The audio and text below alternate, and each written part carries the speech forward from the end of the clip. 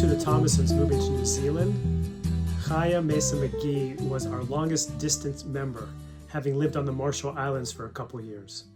She now lives in Las Vegas and is a regular at Friday night services. She has such a great story. I look forward to you hearing it. Chaya, how are you today? I'm fine. Good morning. How are you, Bruce? What's going on in beautiful, wonderful Las Vegas? Oh, it's a little nippy, chilly, but it's livable. It's better than the snow I'm sure you guys have. So nippy chilly means 65 degrees for you. Yeah. I had my scarf on. I had my hoodie on. I was outside, so it was a little chilly. Now, didn't you grow up in Chicago? Yes, I did. Well, And sort you, of. well, let's actually, I want to go there in a moment, but to have spent as much time as you did in Chicago and now to be considering 65 nippy or chilly, it's kind of an embarrassment, don't you think? No, not really, because, and I'll tell you why, because I spent, after the Martin Luther King riots, I spent my school year in Houston and I spent my summers in Chicago. So I didn't really get Uh, exposed in the way that a lot of other people would have. So I hate the snow. so let's, I hate it too, although I'm hating it less now. So let's back up a minute. Let's start by saying how you got to Hakafa. I got to Hakafa because my now ex-husband was trying to find his path, his religious path. And um, so I decided, well, let's explore your mom's family side and let's see where that leads us. So, aren't they Jewish? And he goes, yeah, Klotz is the last name. And so I spoke with my one of my professors in graduate school of social work. And I kind of talked to him. And then eventually I talked to my wonderful friend, Lynn Sanders. And she goes, well, come on down. I That's so mean, Lynn. because, That is yeah, so that's so Lynn. Lynn. Yeah, because I knew her from work. Uh-huh. And so she was like, come on down. We love everybody. Come on down. So I went myself first, and I said, oh wow, these people are kind of cool. And then eventually I told my ex-husband then, let's go to service. And finally, for the first time, I think in probably at that point, it was about 15 or 16-year marriage, he felt comfortable. Hmm. He felt like it was the right place for him. Hmm. And so I said, voila, there we go. So then we started, as you know, coming every Shabbat. So And driving 45 minutes. that was like in 07, 08. Is that when that was? Yeah, probably 07, 08. Oh, yeah. And you were working at Westside Health. Is that where you were? Yes, Westside Health Authority. And what were you doing there? Oh, a lot of things. Oh, gee. Can Oh, we tell gee. people what it is? It's a fantastic place. It's a not-for-profit that who primarily focuses on the health of the community in a holistic way. Yeah. And so I did community organizing. I work with the police department as a community liaison. I worked with prison reform. Oh, gee, everything, office, everything, because I had been around Westside Health Authority since before it was Westside Health Authority. So What I was was it kind of like, beforehand? pardon? What was it before that? Jackie Reed, Yeah. she started her own organization. And then so I got a chance, of course, to be in the beginning when she was kind of finding her way and how she was going to give to the community. And so the focus was health. And so we started out at some points protesting managed care. So because we didn't like that idea of managed care, what Mm-hmm. it meant to the communities. And in addition to that, when I started out, we also worked with people in the community and doctors in the community, teaching them how to effectively communicate with each other. Because as you know, even today, they're always talking about, the medical community that Blacks don't have that confidence with the people in the medical community. So we started kind of teaching them how to communicate with each other and how to let a doctor know, no, that's not working for me. So we did that. And so it just kind of took off from there. So it went from me, one person, to now I think the agency probably has, I don't know, 50, 60, 70 people, if Yes, not more. it's huge. And Yeah. And they build Reverend, the, go on. They oh built yeah, the, and they build the first new structure since, oh gee, the 70s, with the new building that they put up at Cicero and Chicago Avenue, I believe. I don't know Yeah, exactly where it is, but I know yes, Reverend Randall Harris from the church that we have the relationship on the West Side's been very, yes, very active there for a yep, long time. yep, Right. So your background, social work? yes. I mean, that's what well, yeah, it is now. I mean, I started out kind of as a paraprofessional and then eventually went to graduate school to get my master's in social work. But so, yeah, I would say I started in the social service industry back in about 86. Okay. And that was in Chicago. Yes, Where were you born? I was born in Chicago. So you were born in Chicago. Okay. Yes, Where in Chicago? on the west side, I believe. What was life for you growing up in Chicago?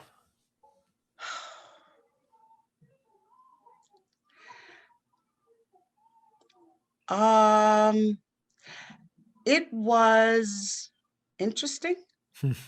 Um, I don't really know how to explain it, but I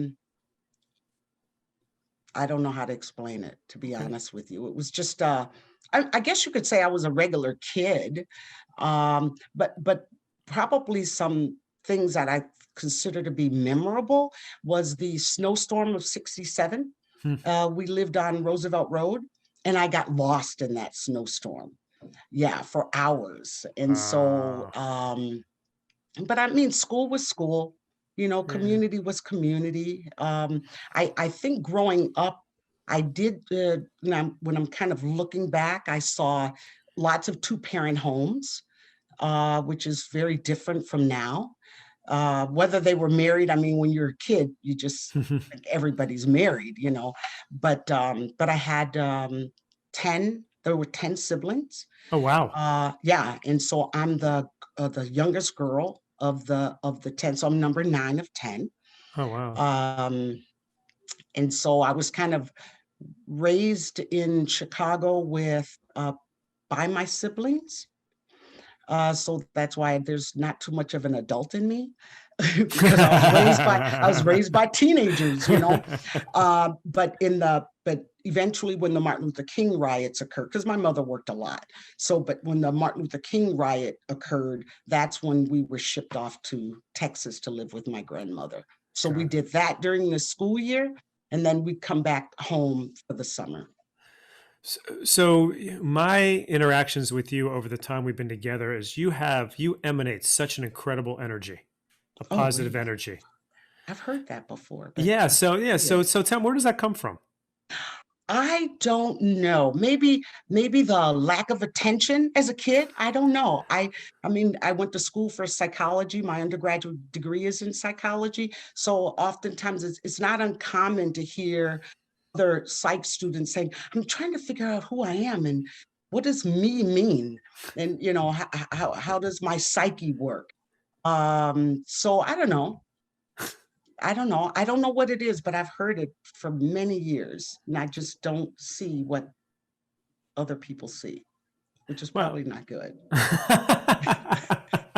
well, we could bring a couch in. We can start that. Although I'm not a trained therapist, but Yeah, yeah. no, it's an incredible energy you've always had. So, as I told you right before we started, there's a couple questions that I think that I want to ask you if we get to them, and I think I'm going to get to one right now, which means I'm about to.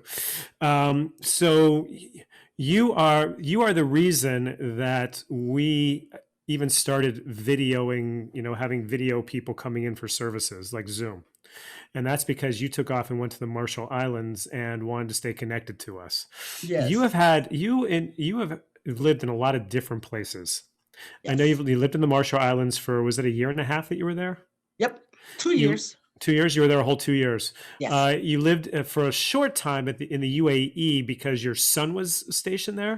No, my now ex-husband, he was a teacher. He was at the university, at the American University of Sharjah.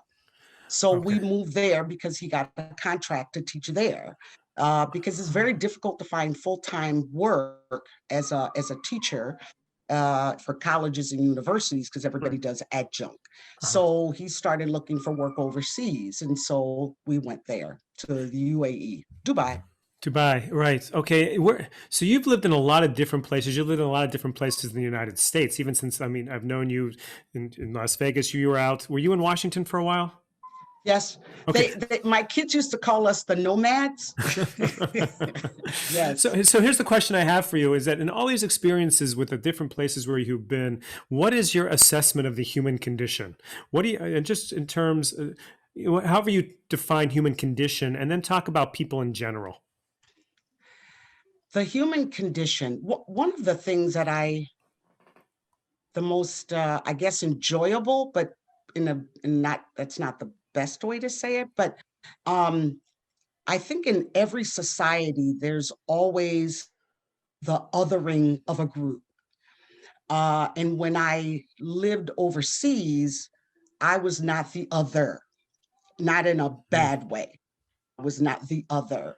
Oh, When I wow. lived in England, it was like that as well. It was like, well, you're Black, but you're an American. So I was not treated, and nor did I have the experiences of African people that I knew in England. I mean, they talked much about what we as Black people in America talk about the negatives. Hmm. And but for me, it was like, oh, but you're an American. So yeah, Hmm. so there's an othering, I think, in all the countries that I've been to. So I understand that.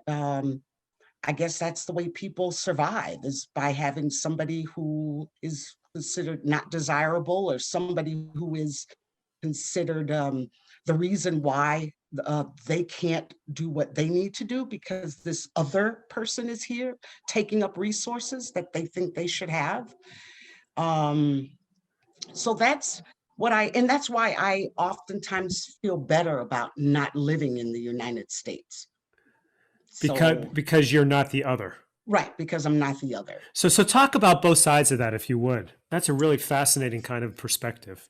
Well, I did something, I said something very shameful once when I lived in England. We were driving in, I think, Blackpool, and a gentleman he was running across the street. There was a parade, and I'm very ashamed that I even said this, but I did. But this gentleman ran behind my car, and it was a hitch there. And then so he ran into the hitch and hurt his leg very badly. Hmm. And then so this lady in the crowd, she just started screaming at me. And I said, "You can't talk to me like that. What do you think, I'm from Africa?"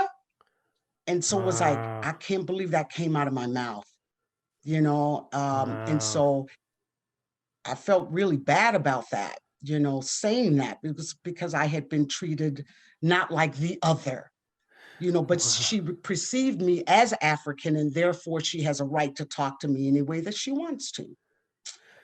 So yeah, that Wow. was a pretty bad experience that I never forgot. Yeah. So in other places where you aren't othered and you see other people being othered, what has that been like for you?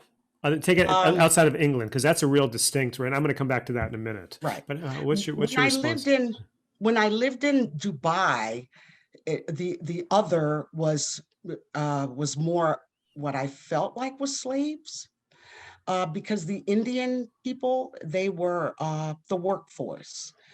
They were the housekeepers. They were all of those things. And so I felt always really bad. And I always felt like I wanted to identify with them, that I had something that I understood them, that we shared in common.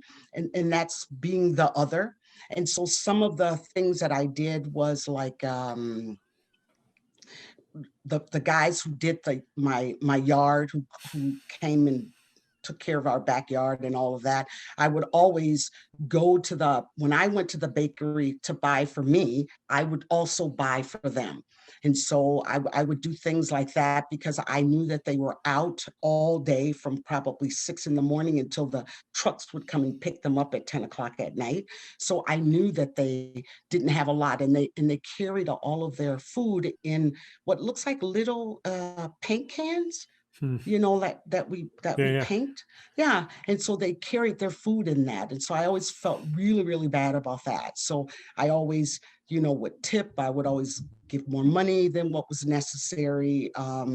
So I felt pretty bad. And one time, there was a Indian lady who worked for the university who was having a hard time, and so she brought her son to my house and said, he's sick, can you watch him for a while? And then I learned later, well, he's not really sick. I mean, so he's at my house every day and he's not sick. And so I decided to kind of drag it out of her what was going on. Well, she couldn't afford to keep him back in school. And then I said, well, how much is your tuition? And she said, like 300 dirhams or something in a semester.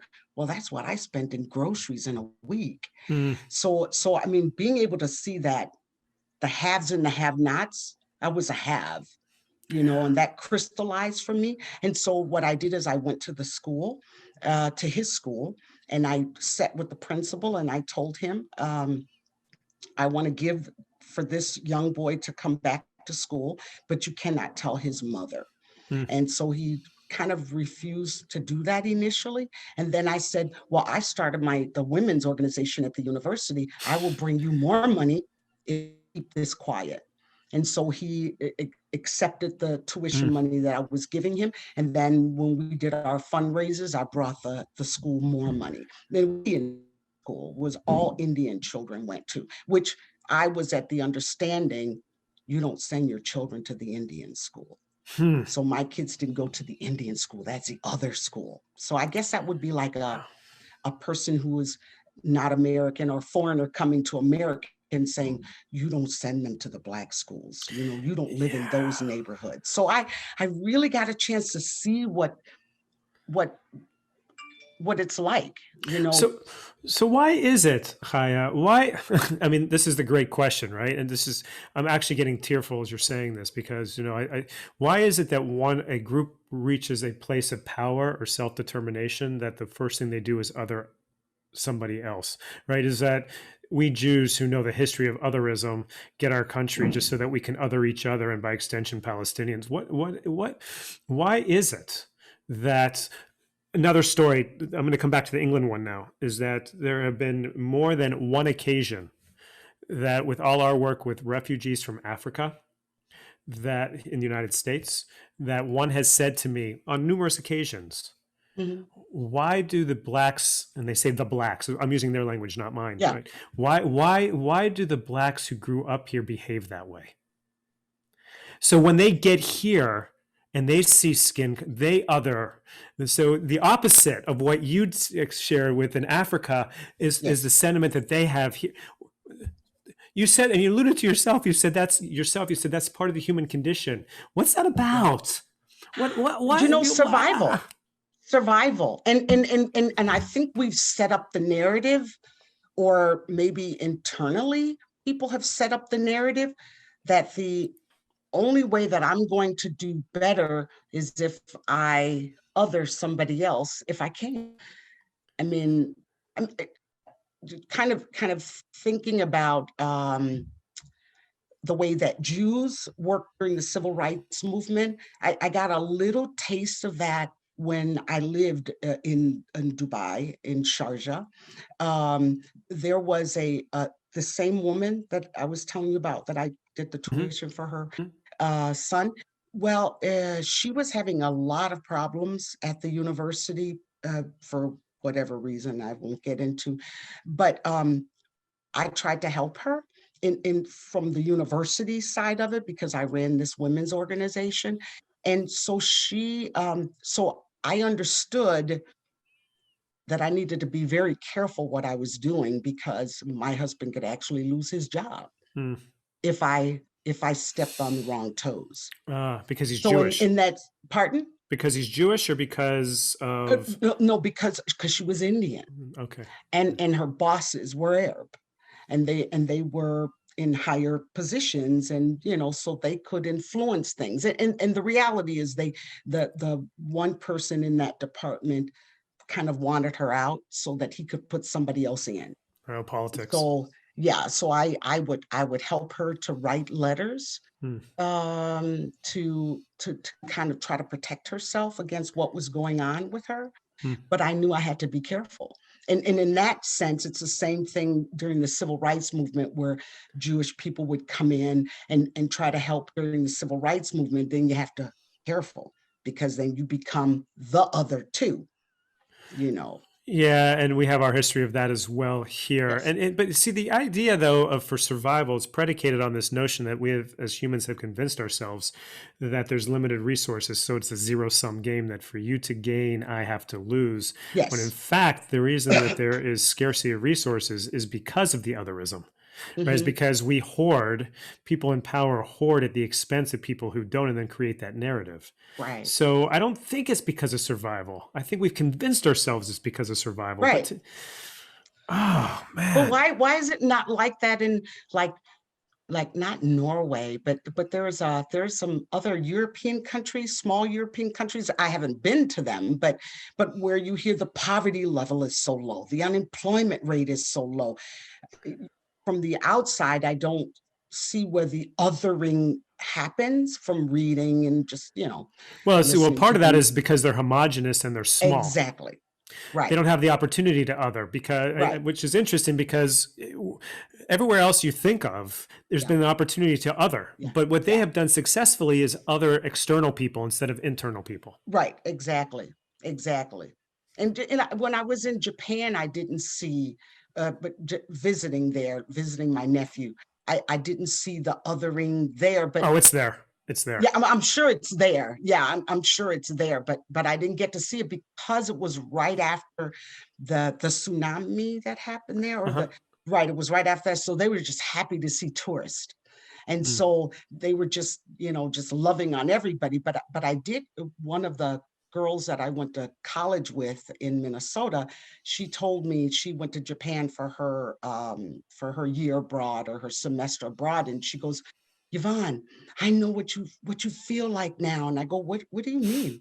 And she says, because when I was in Japan, they didn't like me, if I unless I spoke Japanese, they didn't treat me nicely. And I was like, oh, okay. So, okay, so you know what it's like to be othered. I mean, and Do you she have was a people? Caucasian girl. She was a Caucasian girl, and she had never been othered, but she was othered, I guess, in Japan during her internship, which was in the 90s. Do you have people say that to you Study often? abroad. Do you have people who have said that to you often? I now know how you feel. Her, and I can't say that too many other people have admitted that. Yeah, but I was always, because I was only one of two Black women on the college campus where I went to school at in Minnesota. So the young people always came to my house, and just so I always had young people around me all the time, always, saying things. But so no, that was the only time that I think I had somebody to say, I know what you feel like, or what you feel like. I mean, because she got othered, and it's not the greatest feeling. Yeah. It's not the greatest feeling to be othered, or when someone tells you that they know what you're feeling. No, it's not the greatest feeling to be othered. Right. you So know, why? Yeah. I'm sorry. Did I interrupt you? You were about to say something. no, Go ahead. no. Why did you care so much about this particular woman in Dubai that you went to such lengths?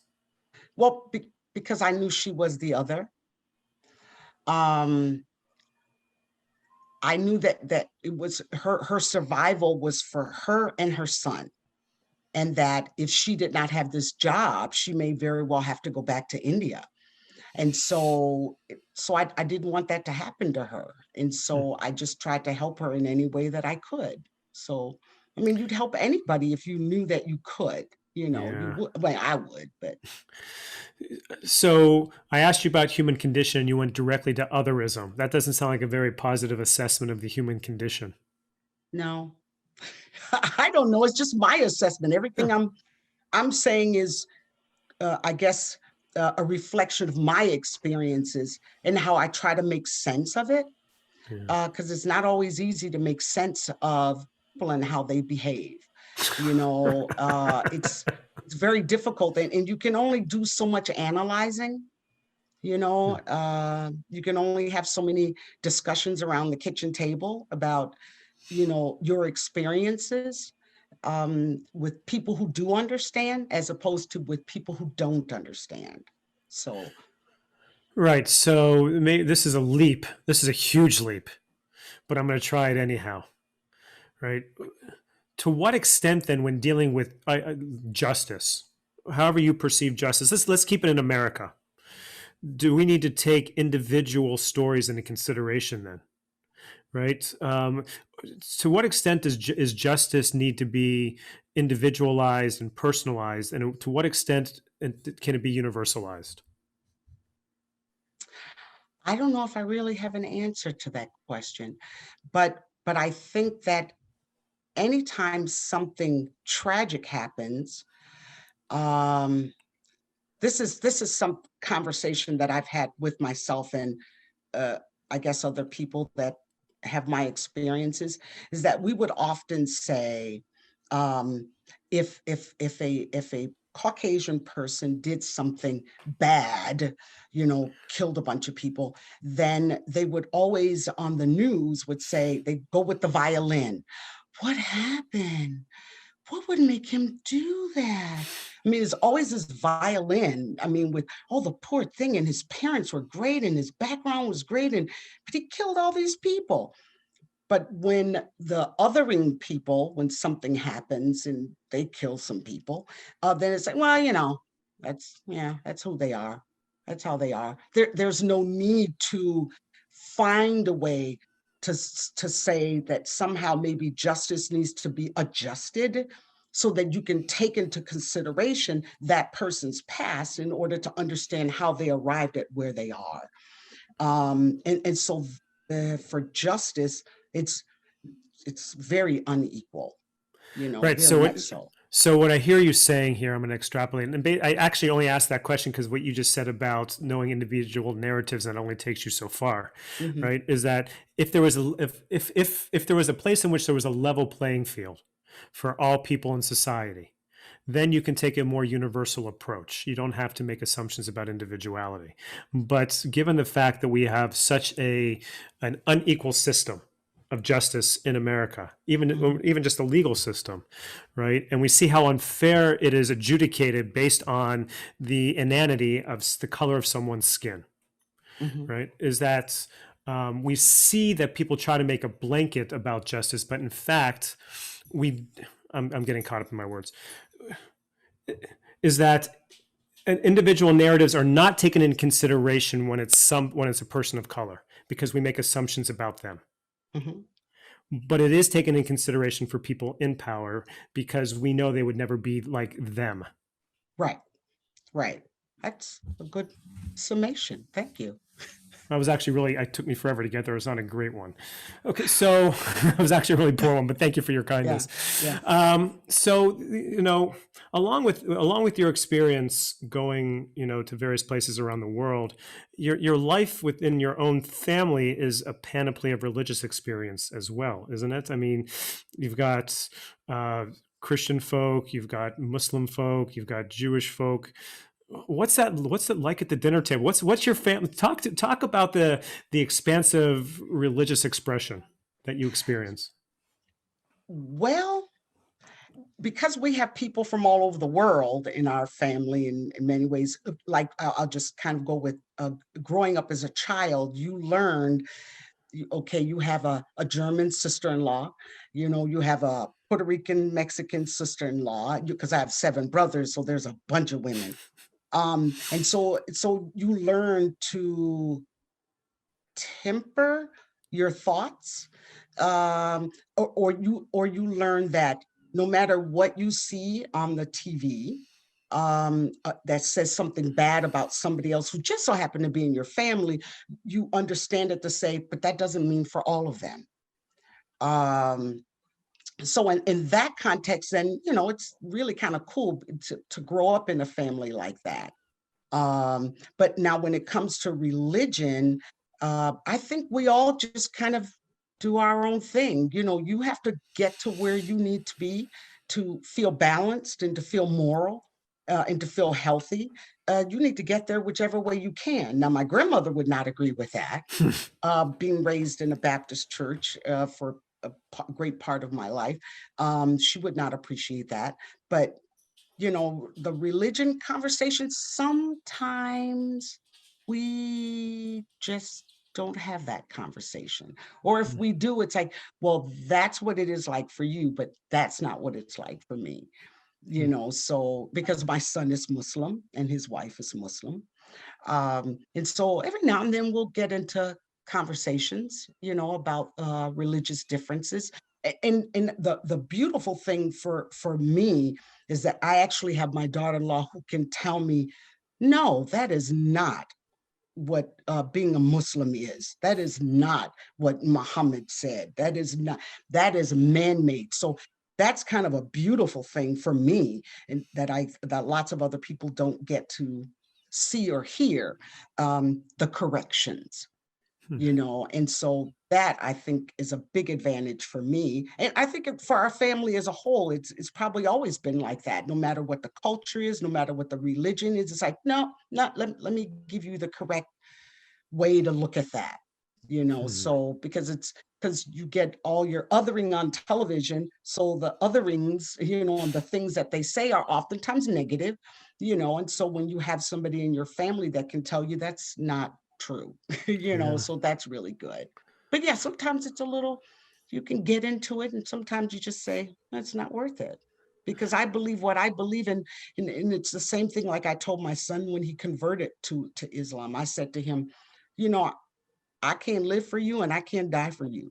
And whatever happens for you and how you want to do your walk, then that's the walk that you take. I don't have a right to tell you you can't, so And they live in Las Vegas too, right? I live with them That's what I thought. in Las So Vegas. that's what I thought. So, and you've got your daughter, Amethyst, who lives Yes. up in Pennsylvania Washington. now. She's in Now Pennsylvania she's in now. Pennsylvania, yes. What's she doing in With her Pennsylvania? with She's her like you. dad. Every week she's somewhere. What? She's going somewhere else. Right, What's she right. doing? She's in Pennsylvania now with her dad. I told you we're nomads, Yeah. but she's in Pennsylvania, living near her dad, her and her husband and the kids. Oh God. And she's got two kids now. Yes. Oh my Yep. God. Lafayette I remember when she and was this. I remember when Ulysses. she was this. I know she's Lafayette this and now. oh my Yeah, God. Lafayette and Ulysses, Hmm. and they're named after my son-in-law and her just said, generals and for saving Black people, and so Wow. So, young people. so living in this space where you've been influenced or in relationship to, I don't want to assume influenced, Mhm. to people of different faiths and traditions, what has that done for your own spirituality or your own sense of connection to whatever you want to call it? What has that done for me? It just makes me feel like this is what's right for me. This is what's good for me. This is what makes me feel less angry. And I'll give you an example. Going to church and this is not to say anything bad about other. I just won't say a religion. I won't say a group. But I always resented being um, told that you're a sinner and that you're bad and that you're terrible and you can never question God. Um, and I always thought, even as a child, when they would say the only way to God is through Jesus, and even as a child, I thought that can't be right. I mean, he can't be that petty, can he? Um, and I call him he because I mean that's the way I was raised. So I've always had questions, and I don't, when I'm at Hakafa and when we're in our Shabbat services, I don't feel like, oh, don't say anything bad about, don't question God. I mean, I don't feel bad about that. I don't. It's okay to say, God, what are you doing? I mean, remember I told you when I was in the Marshall Islands, I think I sent you a email once that said, wow, he was questioning God. Oh, get out of the way, because the lightning is going to come and strike him down, because I was taught you don't ever question God. So I just feel like I'm not always being browbeaten about who I am in my daily existence. You just worship, and you just enjoy the worship and you enjoy the company, and there's nothing, no fighting, with God. And then the people that We came just fight to with each worship other. him. We just fight with each other, but we don't fight with God, right? Right, exactly. So that's been a very good and Mm, comforting thing for me. mm. So I think I have to it kind of agree with my now ex-husband that, yeah, this feels right. It feels right. Do you believe in God? Yeah, I'm too scared not to. I'm too scared not to. No, I do. Because because who else could make a body, no matter the color, that it all works the same way? That, Mm, that there's eyes and there's ears and there's noses. I mean, somebody had to do that. I mm. mean, now how we interpret how those what those colors that shade those bodies, how we all treat each other is another story. But there has to be. I mean, it can't be anything else. I didn't crawl out from the waters, Mm. and start walking upright. I mean, all these different things that I learned in school, from when you learn religious studies and all that in undergraduate school. It's like, no, maybe you came from that, but I didn't. So yeah, but there has to be a God. I mean, there has to be. So, what's our relationship to that God then? Pardon? What's our relationship to that God, or what should our relationship? Or let me ask it the reverse: what's that God's relationship to us? Well, I would have to mix a little bit of what I grew up knowing as a child or learning as a child. It's really about your personal walk. And while there could be, because that's been my experience, bad people, God will get them, you know. Um, so my understanding about God and how we are supposed to be as people is you need to do what's right, irregardless to what other people do. And so as long as you do what's right, then your God will make sure that you're going to be all right. I mean, you're not going to have excellent days. Everybody in every culture is not going to have excellent days, but I think that my soul feels right when I do the right thing, but I feel really guilty when I do the wrong thing. So, like saying, "What do you think, I'm from Africa or something?" Mm. Like when you say things like that are totally inappropriate. Um, but the relationship with God is just to do what's right, Okay, and what be does that good mean to to do other right, though? people. What does do right mean by God? Um, well, to do good things for other people. Um, to make people laugh when they might be sad, to feed the hungry, and all of those things. I mean, you just have to try to treat a human being the right way, Mm. regardless to what else is going on around you. I mean, I don't know. It's I think he's probably very demanding, and I think maybe that's why we're always running around in circles trying to figure out, you know, what to do and how we're supposed to behave. And when you have people who don't behave appropriately, like the society says, you just wonder, how do they sleep at night? Mm. And I always, it's important for me to be able to sleep well at night. Well, that You know. idea of what's right, right? I don't want to go into the relativity Mhm. argument, but I'm going to, right? Is that if you've got a daughter-in-law that has to tell you that that's not what Islam says, when you've got a percentage of people who say that that's what Islam says, when you've got a group of Christians who are making public policy based on a very narrow reading of the Mhm. Christian Bible, when you've got Jews who are justifying oppression of other people in the name of God, How do you know what's right in the name of God? Do you believe that there's a universal right and it's just about feeding people who are hungry? I think that the word universal right is it's really more associated with what's right in a person's brain because well, there sort of isn't a universal right. Hmm. Well, there sort of is. There is.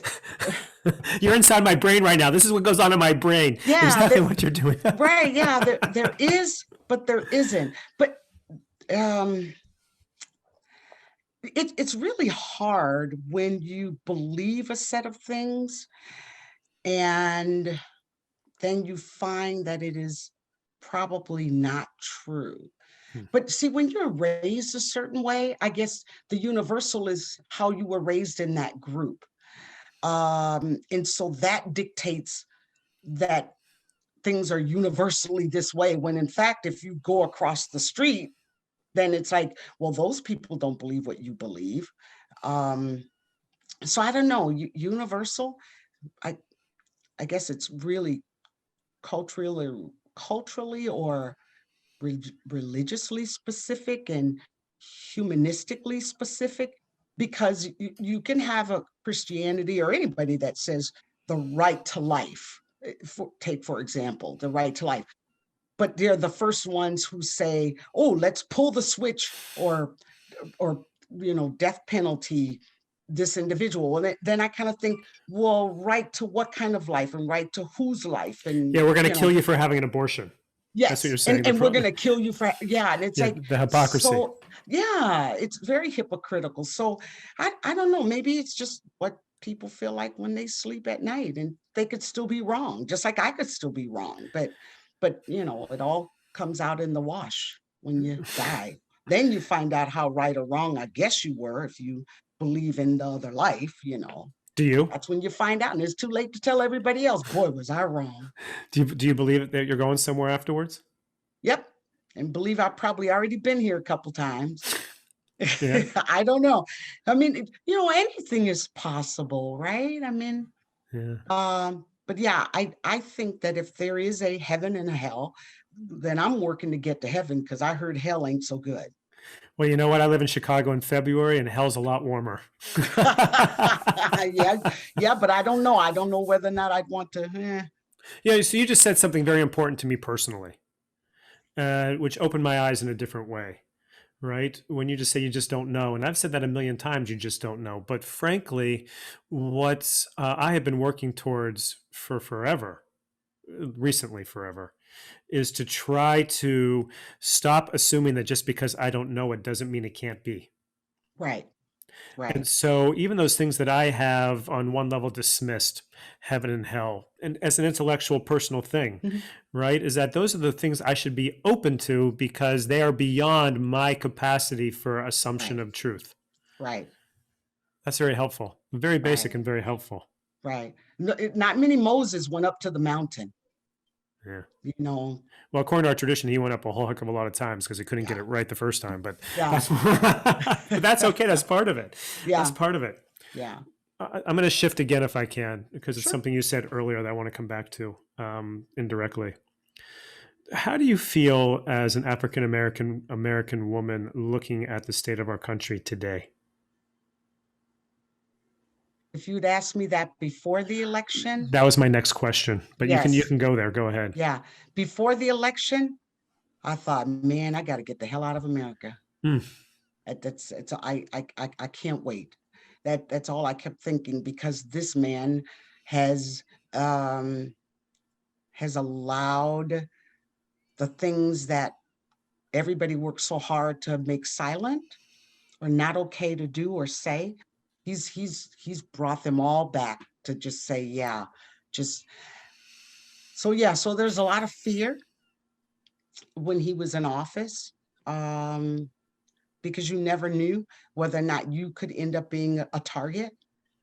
Um, but now that there's a new president, there's that sigh of relief. I mean, Van Jones, I watched him on TV just in tears, and it was Yeah. like, wow, man, I know exactly what you feel like. I mean, Hmm. because it's scary. I mean, it's scary. And when he was in office, the previous guy, of course, I always felt like the thought always came to me: concentration camps, concentration camps, concentration. I don't know why when he was in office, I always felt like that, like, that's what's next. Well, we were fighting those on the border with the kids camps. That's exactly why we were Yes, down there fighting like hell because of that, for that very exactly. reason. Yes, so that always just resonated, just kept coming to my mind. And now that he's not here, then it's like, okay, the Nazis they're going to be put back into their little bottles. But they'll always be here because you got to other somebody, Do you you think know. that, yes, yes, yes. Do you think that, let's take that out of it, although it's impossible to, Hmm. and I acknowledge that as one who was still wants to move to Costa Rica and we can be together on the beach. Yes, Hakafa on the beach there. I've never been, yes, but that's okay. yeah, yeah. Um, Looking at the arc of history and modern history as a black woman, who was here in the '60s, right? Have you seen the condition for African Americans and for specifically for Black women improving or not? Or how do you? That's not a fair question. I want to leave it That's an open a bit question. broad, I guess, Yeah, maybe. I want it to be a broad. I want that's what I want you to just to take a broad look vis-a-vis Hmm. your own life. And Hmm. what do you feel about about in America about the condition? Better, worse, what? Um, I said something once to a professor. I think I wrote a paper once to a professor when I was in undergraduate school in the 90s. And I said, they can attack the black man. They can diminish him. They can do all kinds of terrible things to him. But the black woman is who you need to worry about. And so to me, I think we are the epitome of strength. And I used to think that it was because of slavery that we were the epitome of strength. And then I met a gentleman named Ivan Van Sertima. He wrote many books, one of them, Black Women in Antiquity. And I think he's from one of the islands. And then he went back to school as an adult, like I did. And he started writing all these books. And it was like, Black women were fighters in Africa centuries ago. I mean, so my strength is not because of my condition.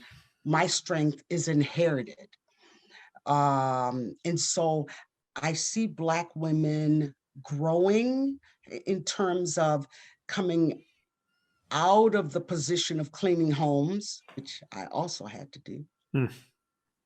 to can run your own businesses, running corporations, even if it just means I'm no longer washing somebody else's clothes. That I can be that supervisor, that I can be that CEO, that I can run my own business. So there's this slow growth. In many ways, the slow growth is a good growth because when something grows, when you plant something and then it grows slowly, grows in strength. And so I think that Black women are growing. Um, and of course, they take their families, their children, and everything else with them. And of course, we have some, there's some of us that aren't, but that's in every culture. That's in every group, that you're going to have somebody who is a have not. And then you're going to have somebody like a Tyler Perry who used his past, thinking of a man who used his past to grow into something better for him in the community. Oprah Winfrey growing to something that's better for her community or for herself. So yeah, we're growing. I mean, Hmm. and we're getting better and getting stronger, and of course we will take our children with us, and hopefully we continue to pray that we will emerge back to where I think we should be, which is I don't know where, Hmm. but it's better than back there, so but just growth and just having your own. I like the idea of back to where we once were. Yeah. That's because that's a very humble way to say it. Understanding Hmm. that you come from a long, long history. Right. Has your Jewishness, how is the Jewish side of you, if you can call it a side? My words are not great today. I'm sorry. That's That all right. that Jewish, how is that? Has it strengthened you in some way? Has it been caused you more vulnerability because not only are you a woman, not only are you African American, but oh my God, you're Jewish too. Yeah. I mean, what has that done for you and to you?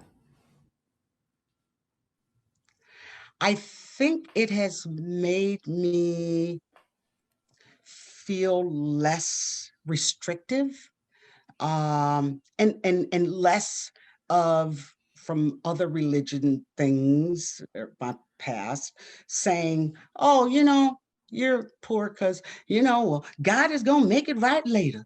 It's like, no, he can make it right now. I Mm, mean, it doesn't have to be later. And so you don't, so I don't have to sit around and go, oh, well, it's okay to not be happy today and not have today, and I could just do nothing because that's my place in life.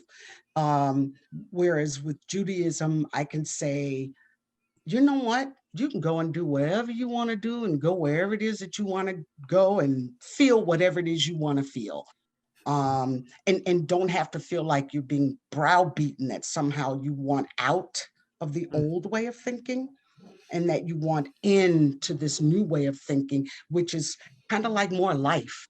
It's kind of like, you can pretty much do anything you want to, and forget all that stuff about it's okay to be poor. No, no, I can have all the stuff I want right here, right now, and go get it, and just don't hurt people in the process.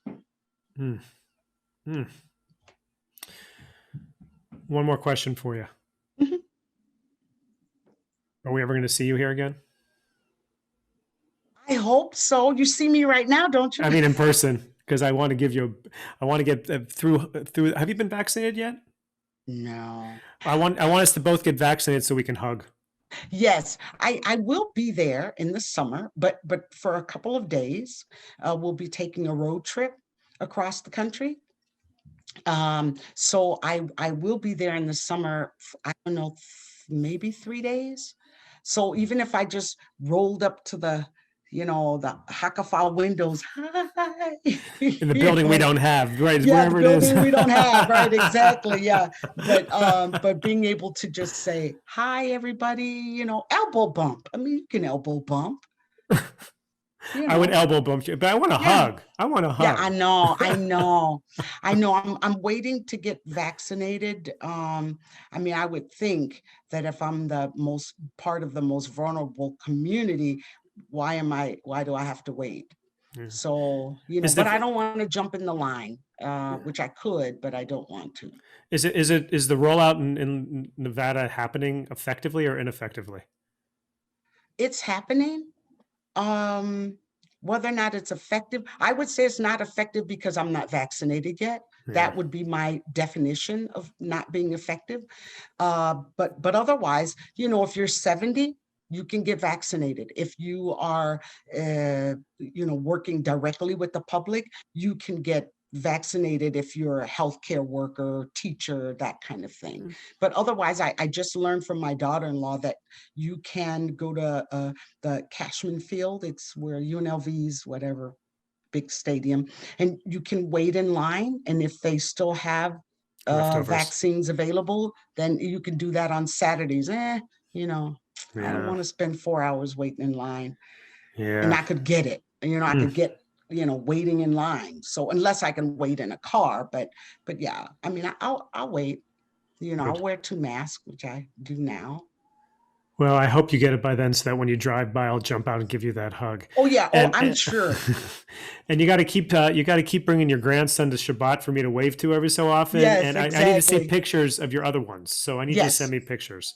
yes. So, thank you for taking the time here. It's nice schmoozing with you. I'm glad that Hakafag gets a Thank you. chance to meet you a little bit more. And with Yeah, that, I'll say that concludes this episode. We'll see you next thank time. you.